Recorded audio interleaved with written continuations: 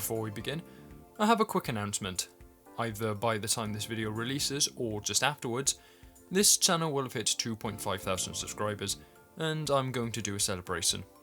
Originally, the idea was that we do 25 races on SRP2 kart to celebrate 2,500, but now Ring Races has just come out, so maybe the plan will change? Depends on how the matchmaking is in Ring Races, I suppose. Regardless, if you want to participate, the server invite will be found on my Discord server, which you can join through the description. Now, onto the video. I figured that after releasing the massive, well-acclaimed Chaotix mod not more than a few months back, we'd be waiting a fair while to hear anything more from Team Combi-Rings. I then realised it was back in October last year that the Chaotix released. Where has the time gone? And actually, assuming they weren't off making another massive character pack, a new release might not be that far away. And indeed, it was not. Ray the Flying Squirrel dropped just recently, as a sort of tag-along 7th member of the Chaotix, complete with his pitch and dive mechanic from Sonic Mania Plus. Now, I really wasn't feeling this guy initially. In fact, I was hating every moment I spent with the football, and so this review was originally much more of a rant. But having played with him a little bit more, and breaking some of my own rules about how I conduct these reviews in the process, he's jumped up in my eyes quite a bit. There's still a lot of aspects I don't like, but now I hopefully won't be getting as many skill issues in the comments as I would have done had I kept that original script. But without further ado, let's get into it.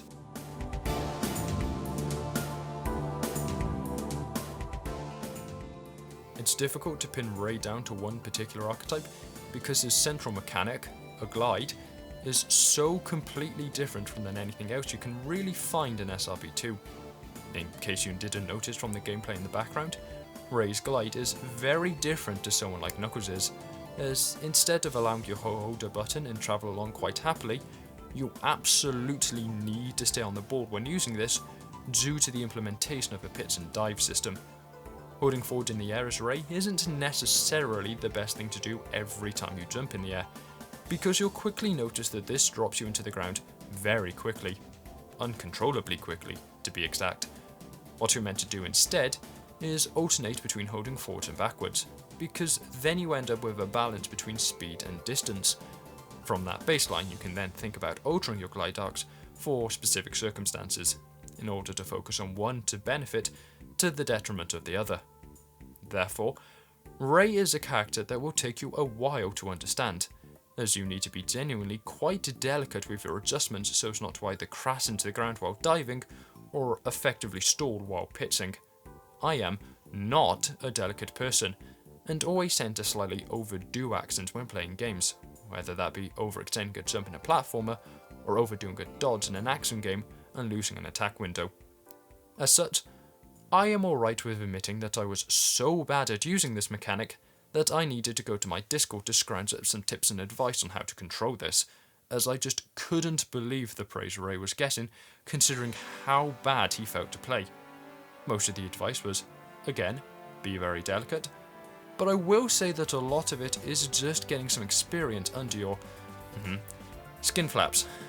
Even after taking on board that advice, he still felt horrible for a couple of hours, and it made me rethink about how I thought the ability should be used. First off, this glide is integrally tied to your speed, both because it is your greatest aid in building it as Ray, but also because it requires it to function at its best. If you jump off a platform and start gliding without at least a little speed already, then I'm sorry to say that all that's going to happen is that you're going to plummet straight to your death. Your dice will be too slow to get anything out of them, and pitching will effectively stall immediately.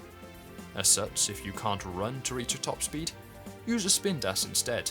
It will always be better to lose some time revving that up than slowly and painfully trying to save a doomed glide. Once you've built up that speed, you'll realise that when used correctly, the glide isn't just good for horizontal traversal, but it can be good for vertical traversal as well.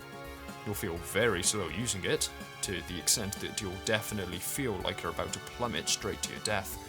But once you've got that speed, you can maintain a pitch for an extremely long time before you actually fall. Combine it with Ray's spin ability, the air boost, which grants medicinal height once per glide, again for far longer than you'd think, and the momentum you'll gain from exiting the glide, and you can make it up to platforms far higher than you'd think you could.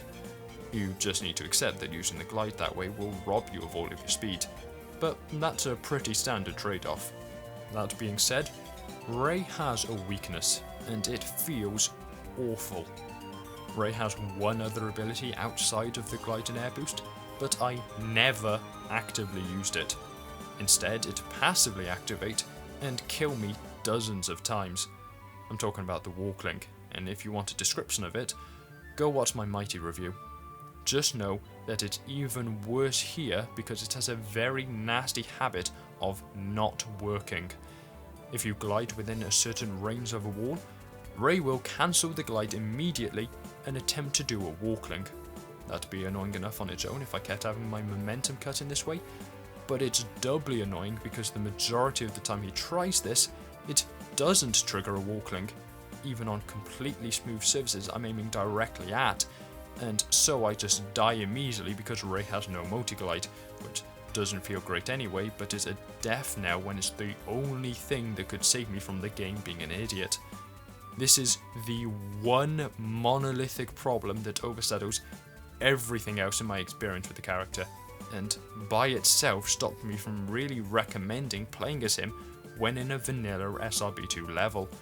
They simply aren't built to handle him, because there's just not that many places you can really let loose. There aren't many open areas where you can get highest party or accessible pathways, so you can't dive deep enough to really build up an exhilarating level of speed. Additionally, there are so many walls and cliffs, and if you get too close to most of these, it's effectively a death penalty due to the terrible walk link. Finally, the few times that you do get these opportunities to break loose, Ray oftentimes just stops dead when he presumably tries and, unsurprisingly, yet again fails to walkling onto an invisible wall. I'll give my recommendation on how to avoid these problems at the end of the video, but this does drag him down a lot.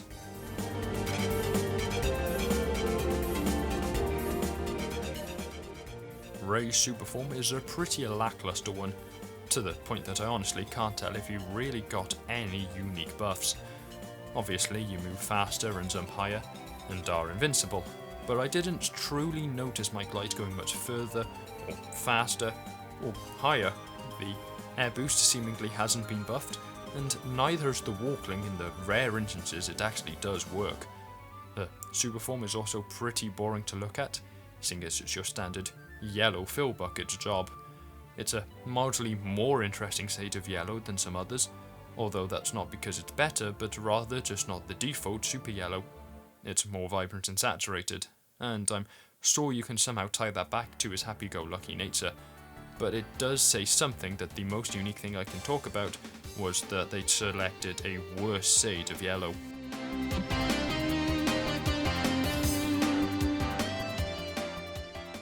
Ray's sprites are luckily pretty good, and are probably the only reason I didn't just choose to drop him after a half hour, like I have some other mods.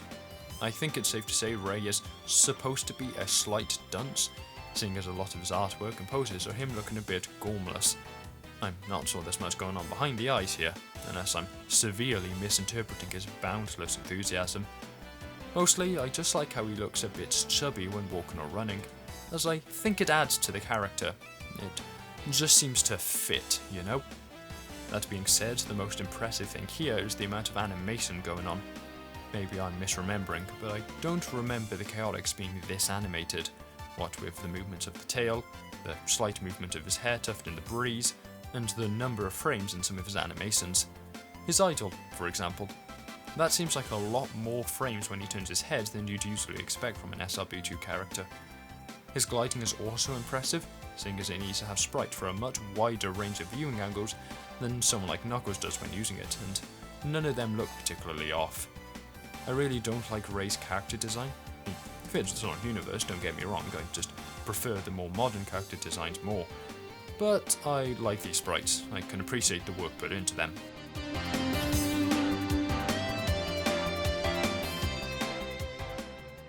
I'm not going to leave anyone in suspense, and I'll just say that when playing as Ray in most vanilla levels, he's a 4. The broken walkling is too much of an ever-present problem for me to really get into a rhythm, and this moveset is so totally ill-suited to the vanilla level design that you can barely ever use it to an extent that I would consider to be suitable. In the few acts that you can let loose, like in Castle Eggman, Arid Canyon and Red Volcano, I'd punch that score up to a 6, but those stages are a minority. So, that's why you'll have seen that most of this footage was captured I was playing through the Sonic 06 level pack by Mikhail Blur. That level pack is much more open than the vanilla game, and with the right level design, Ray's moveset does come into its own.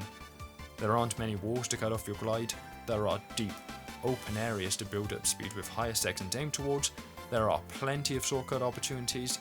It feels sort of like playing as Ray did in Sonic GT, and it does genuinely make the character fun.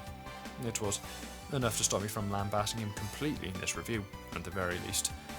In these situations, I think Ray could be boosted up to a 7, maybe even an 8 if you're more generous than I am. I just don't think his enjoyment factor is up to snuff anywhere else for me to consider using these scores. Plus, it requires you to make use of another mod, which I don't like to take into consideration in my reviews. But what could be done to fix my problems with Ray, you might be asking. Luckily, I thought very long and hard about this. Hours of my time were spent mulling over this, in fact, so I hope you're ready. 1. Delete the walkling. 2. Add multi-glide. There we are, problem fixed. The glide mechanics are complex enough that another ability in the form of the walkling was always unnecessary, especially when said extra ability makes the experience worse not by being unnecessary, but by ruining the abilities that do work. I don't think it can really be fixed either, hence my call for complete removal. Conceptually, the ability already seemed weak, and I think it's more of a problem of SRB2's pathfinding or something that's causing it to not work, and I think finding a way around that is outside the scope of a single mod.